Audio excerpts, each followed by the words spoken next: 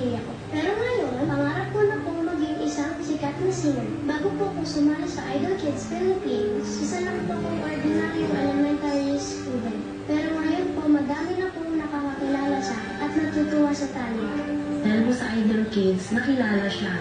Dati, pag pupunta kami sa mall, naglalaro lang po siya. Sa ngayon, pag napunta kami ng mall, pinagkakaguluhan naman siya ng tao. Pagkatapos niyang maglaro, pinupuntahan, nagpapapicture po yung mga tao sa kanya. Yun ang magandang naging experience niya na sumali siya dito sa Idol Kids. Kakantay ko po ngayong final showdown ay inaalay ko po sa mga loved ones ko po na wala na po dito, katulad po ng lolo. Ngayong gabi, ang kakantayin ko ay ang huling Eddie. Ang ganda.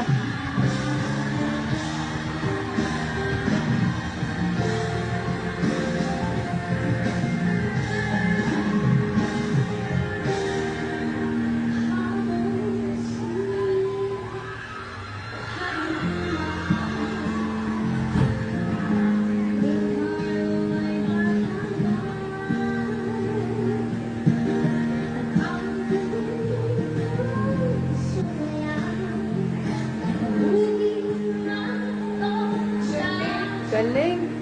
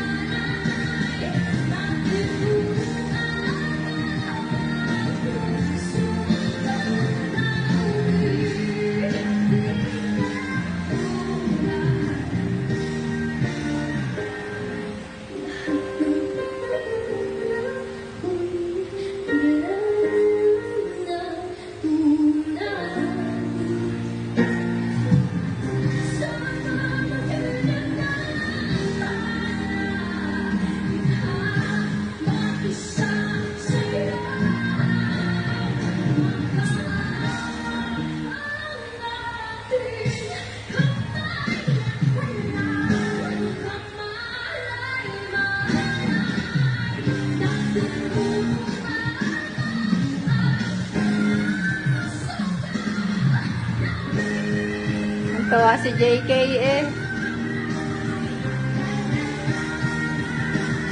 Magaling.